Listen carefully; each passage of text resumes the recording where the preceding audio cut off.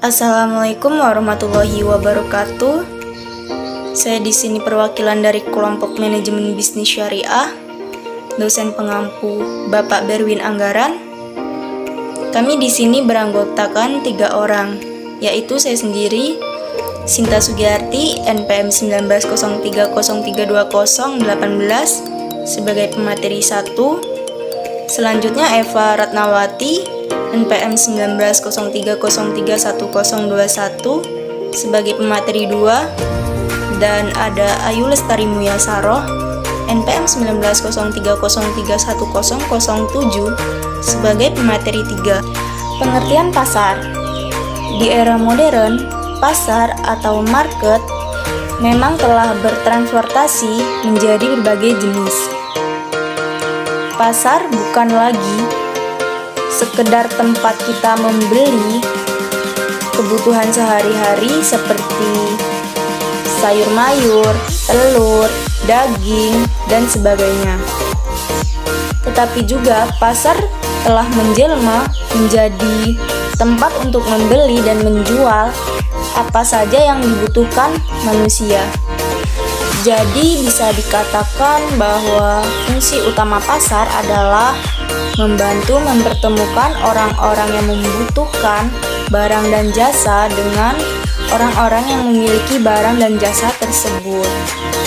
Dalam arti sempit, pasar adalah tempat bertemunya pembeli dan penjual.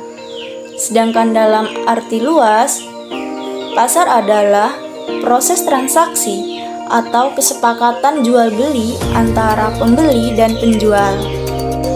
Jenis-jenis pasar. Yang pertama, pasar berdasarkan cara transaksinya, yaitu ada pasar tradisional dan pasar modern.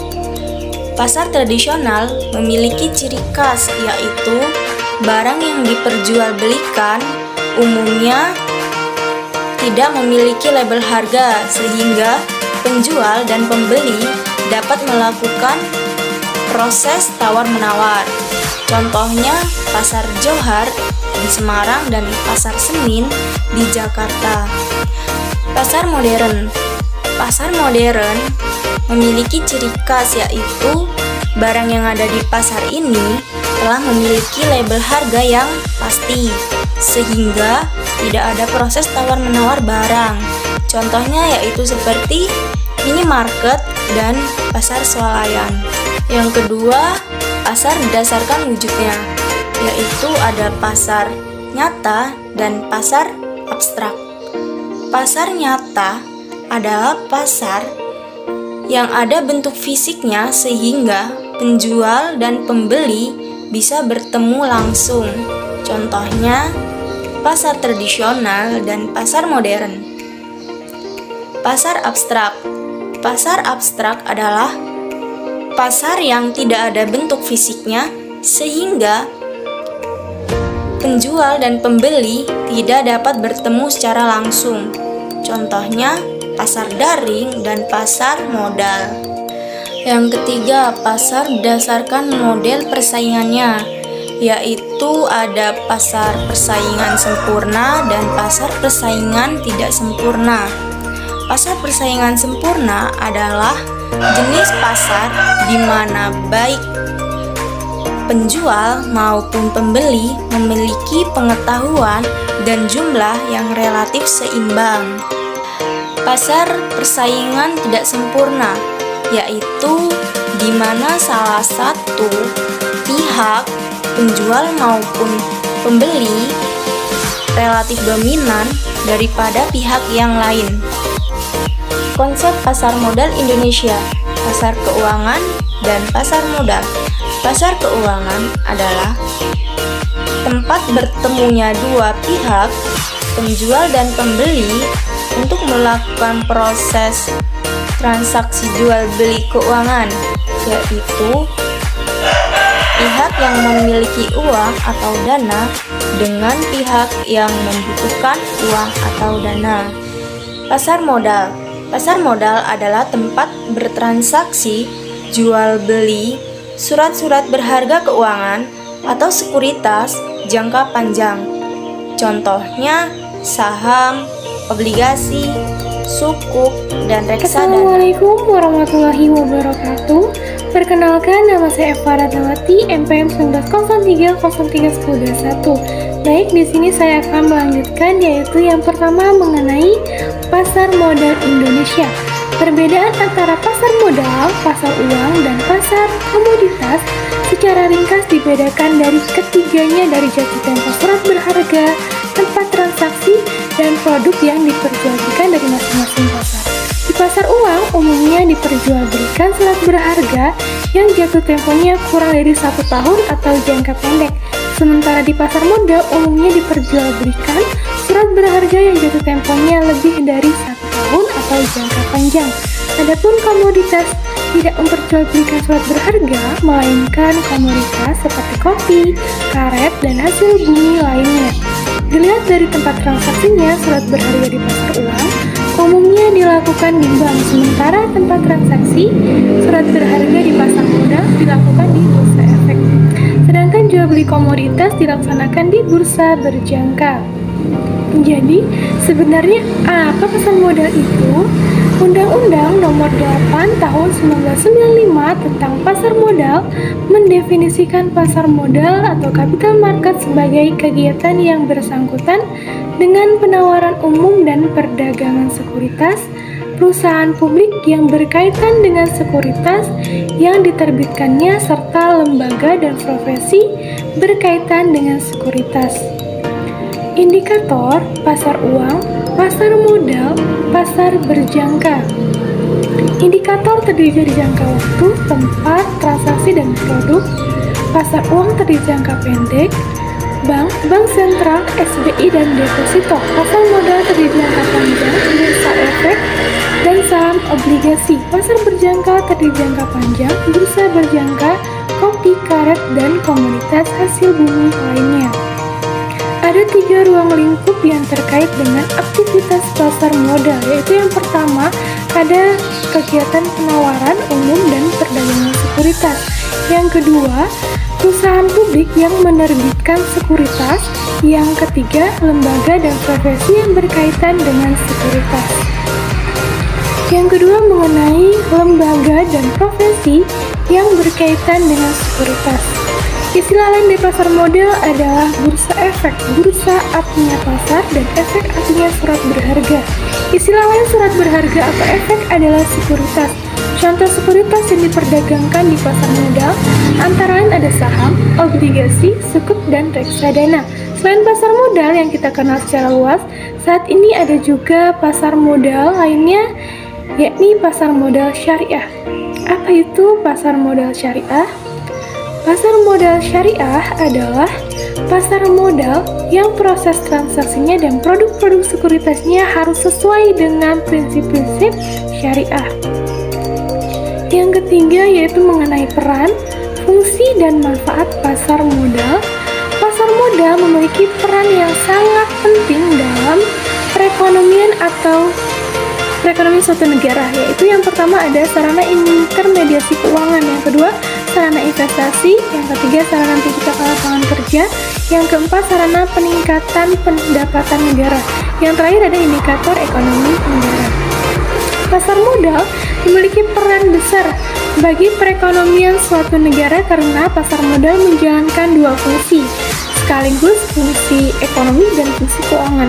Fungsi ekonomi karena pasar menyediakan fasilitas atau wahana yang mempertemukan 2 kepentingan, yaitu pihak memiliki kelebihan dana atau investor dan pihak yang memerlukan dana atau user. Fungsi keuangan karena pasar modal memberikan kemungkinan dan kesempatan memperoleh imbal hasil atau return bagi pemilik dana sesuai dengan karakteristik investasi yang dipilih. Pasar modal juga memiliki sejumlah manfaat bagi para pihak yang terlibat di dalamnya, antara lain yang pertama ada perusahaan dapat memanfaatkan pasar modal untuk mencari modal dengan cara menjual saham perusahaan di pasar modal. Yang kedua adalah pemilik dana atau investor dapat memanfaatkan pasar modal untuk tempat berinvestasi dengan cara menginvestasikan uangnya dalam berbagai produk surat berharga yang dijual di pasar modal. Yang terakhir ada pemerintah. Dapat memanfaatkan pasar modal untuk mendorong perekonomian, menciptakan lapangan kerja, meningkatkan penerimaan pajak atau sebagai alat menilai kondisi atau indikator perekonomian nasional. Di sini saya akan melanjutkan materi tentang sejarah dan perkembangan pasar modal. Sejarah pasar modal di dunia. Di Indonesia memiliki sejarah lain pasar modal pertama di dunia. Sejak lama di Indonesia atau Nusantara dikenal sebagai produsen rempah-rempah yang bernilai tinggi di pasar dunia. Masuknya Belanda ke Nusantara melalui VOC, pasar modal pertama di dunia, melalui jalur perdagangan yang mengalir deras dari Eropa ke Nusantara sejak abad ke-15. Komoditas andalan Nusantara yang bernilai tinggi seperti lada menjadi incaran para pedagang Eropa termasuk Belanda. Pasar modal di Amerika Serikat. Inovasi pasar saham yang digagas Belanda rupanya menarik negara lain termasuk Amerika Serikat. Akhirnya pada tahun 1792, pasar modal Amerika Serikat resmi berdiri dan diberi nama The Stock Exchange Office. Sambutan masyarakat terhadap pasar saham baru ini ternyata positif. Tidak heran jika transaksi saham di Amerika berkembang pesat. Kemudian pada tahun 1817, para pelelang saham di New York, salah satu negara bagian Amerika Serikat, mendirikan The New York Stock Exchange Board di Jalan West Wall Street nomor 40. Sejarah pasar modal di Indonesia. Transaksi saham di Indonesia telah berlangsung sejak tahun 1880, namun pada masa itu perdagangan saham tidak dilakukan secara resmi dan tercatat. Berdirinya Donald Dancoff, perusahaan perdagangan komoditas dan sekuritas, pada tahun 1878 dianggap sebagai cikal bakal pasar saham resmi di Nusantara. Periode sebelum dan awal kemerdekaan, pasar modal di Indonesia secara resmi berdiri di Batavia atau Jakarta pada tanggal 14 Desember 1912. Bursa saham pertama di Indonesia merupakan cabang dari pasar saham Amsterdam, Belanda. Di tingkat Asia, pasar saham Batavia ini merupakan yang keempat. Alasan pendirian bursa di Jakarta adalah untuk mendukung perusahaan-perusahaan di Belanda, khususnya di sektor perkebunan yang tengah membutuhkan modal. Pada periode itu, perusahaan perkebunan Belanda memang tengah giat-giatnya melakukan ekspansi besar-besaran di seluruh penjuru Nusantara. Bursa di Jakarta sempat tutup karena adanya Perang Dunia ke-1 tahun 1914. Bursa Jakarta yang kembali beroperasi pada tahun 1918 mengalami perkembangan pesat. Melihat potensi tersebut, kota-kota lain lantas ikut mendirikan bursa. Bursa Surabaya resmi beroperasi pada tanggal 11 Januari 1925 dan Bursa Semarang berdiri pada 1 Agustus 1925. Tercatat pada 250 sekuritas yang diperjualbelikan di bursa-bursa tersebut dengan nilai saham mencapai sekitar 7 triliun. Periode pasca deregulasi pasar modal.